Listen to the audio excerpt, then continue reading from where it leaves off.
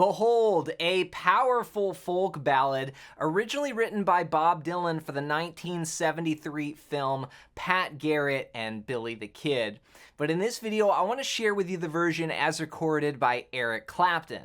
Now, Eric Clapton, of course, puts his own flavor on it. He adds more of a reggae groove and changes the chord progression just subtly. In this video, I'm going to break it down for you step by step, and I'm also going to share with you some lead tips as well at the end for soloing over this, so make sure you stay for that. Let's get started with the opening part that begins with a little bit of wah-wah on the guitar. It sounds like this. So we have these sixths here, and what I'm doing is sliding into the 7th fret on the 3rd string, but also the 7th fret on the 1st string with my pinky there. So you can do it with fingers 3 and 4 like that. You could also do it with fingers 2 and 3. And then we're gonna move it back to 5 and 5. So it's 7 and 7, and then 5 and 5. And then we're gonna go to 4 on the 3rd string and 3 on the 1st string. So we've got, and it's just sort of free flowing there. It's not real strict time. And you hear a little wah with the wah-wah pedal just added for effect. From there, he goes into this cool bluesy fill that kicks in the band. We go, and on that note there, bum, bum, bum, the band hits this D11 chord. Bum, bum, bum, and then we go into the groove. So what that is there is just a little bend up and release down on the 2nd fret of the 3rd string, and then pull off to open. So, and then play the 2nd fret on the 4th string 3 times like this. 1, 2, 3. And then we're into the rhythm part. So backing up, we've got this.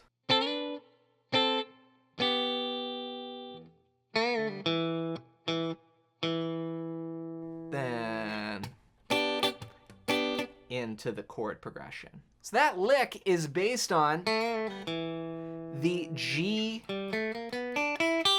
blues scale, and if you don't know how to play the G major blues scale anywhere on the fretboard, then go to johnmcclennan.com/blues scales and grab my free blues scale PDF guide. This is going to show you the easiest and fastest ways to get playing this scale up and down the fretboard so you can rip solos just like Eric Clapton. And it's also going to come into play later when I talk more about lead, because that's going to be the primary scale there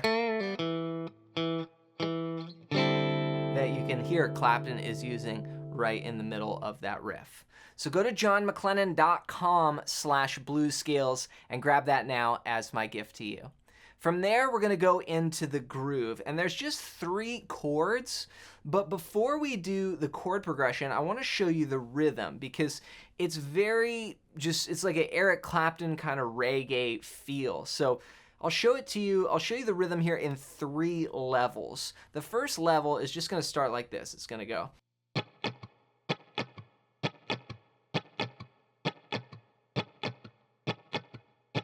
So all I'm doing is playing a 16th note pattern, and if we counted our rhythm, it's a slow tempo. 1, 2, 3, 4, but we're gonna split each one of those beats into 4 parts. That's how I'm gonna count. A 1 E and a 2 E and a 3 E and a 4 E and a. Now rhythmically, I'm gonna strum on the and-a. So if you count that out, 1 E and a, 2 E and a, 3 E and a, 4 E and a, you're gonna play on the and-as. Okay, so 1 E and a, 2 E and a, 3 E and a, 4 E and a. Just with a down up there, and it's muted, so I'm not even playing any chords. I'm just getting this percussive effect. 1 E and a, 2 E and a, 3 E and a, 4 E and a. And if I was playing in a band, this would be the rhythm that I would play. And you'll hear a guitar on the record just doing that, like the bass is like boom, boom, boom, boom, boom, boom. You know, it's playing like a reggae bass line that the guitar is just almost like a shaker, just playing very percussively. It doesn't need to, you know, do a bunch of notes in a chord. It's just gonna play that tight rhythm. So from there, that's what I would do if I was playing with a band. If I was playing just, by myself, or I wanted to add a little bit more rhythm, then I would bring in more of the chords and I would go.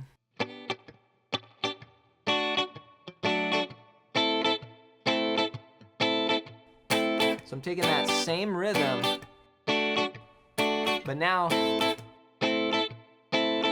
I'm doing it with the chord progression. So those chords that I'm playing, these are some classic Eric Clapton chords here. This is a G to a D over F sharp, and then an A minor.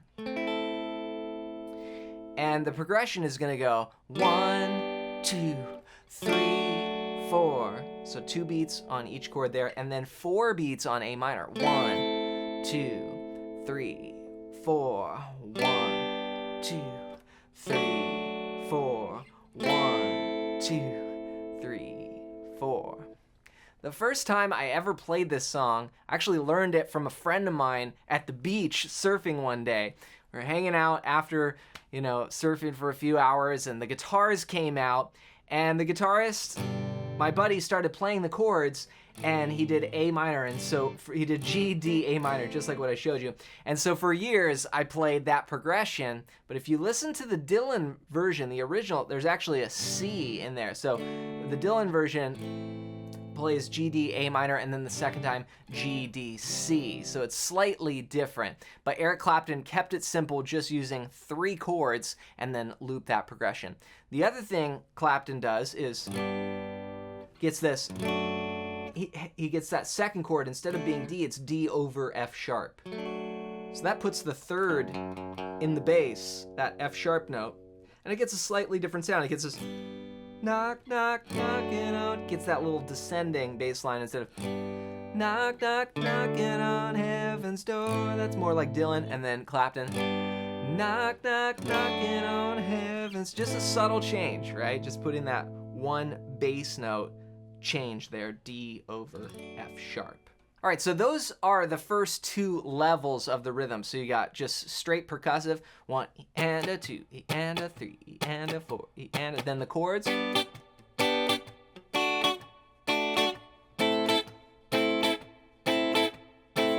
the third level, you can go and add 2 chickas before the chord. So it'd be like.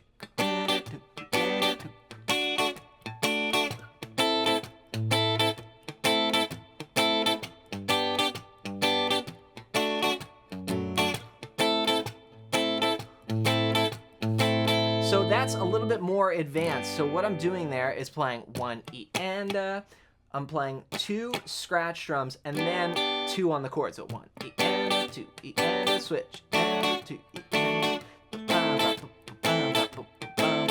and you can. That was going even more advanced, adding a Jimi Hendrix style to it with the thumb there.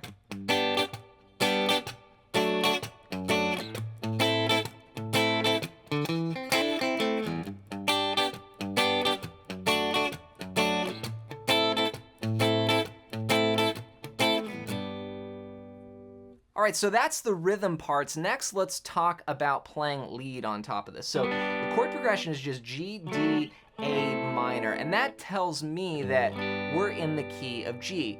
Even if you just play the progression and you just listen, like when you get to this chord, that sounds like home. That sounds like we've landed. So a great scale to use over this progression would be the G major scale. So here's an example of soloing over the chord progression using notes from the G major scale.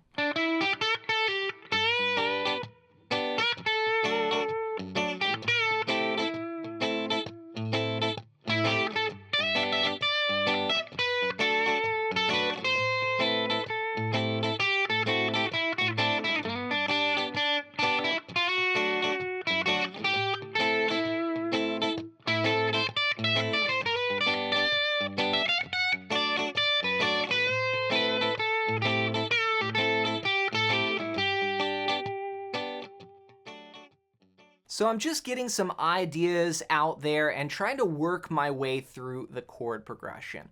Now, one tip to spice it up from there is you can combine a little bit of the blues scale.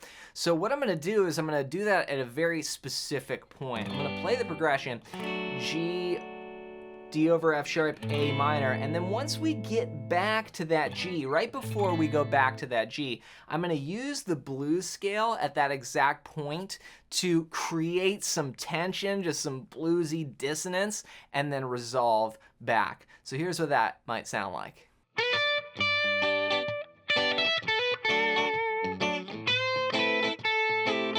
I'll let it pass.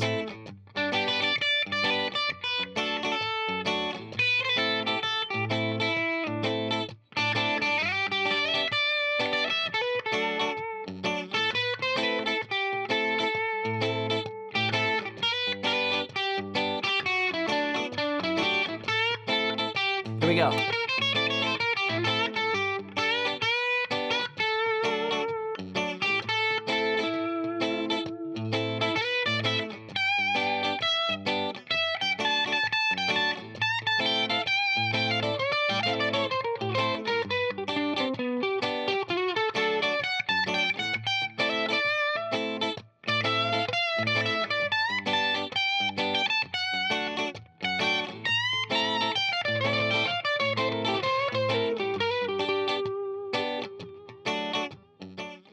So you can see it takes it out there for a second. It's like, whoa, whoa, whoa, whoa, whoa, and then it resolves. And so that's a cool effect.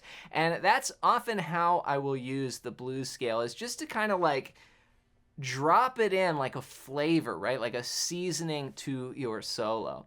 So hope you enjoyed this video. If you want to learn to master those phrases and scales like that and play anywhere on the neck, then go to johnmclennan.com/bluescales and make sure to pick up my free blues scale PDF guide. This is going to show you the same patterns that Eric Clapton and B.B. King and Jimi Hendrix used to play solos, and it's completely for free. Just go to johnmclennan.com/bluescales and grab that now as my gift to you.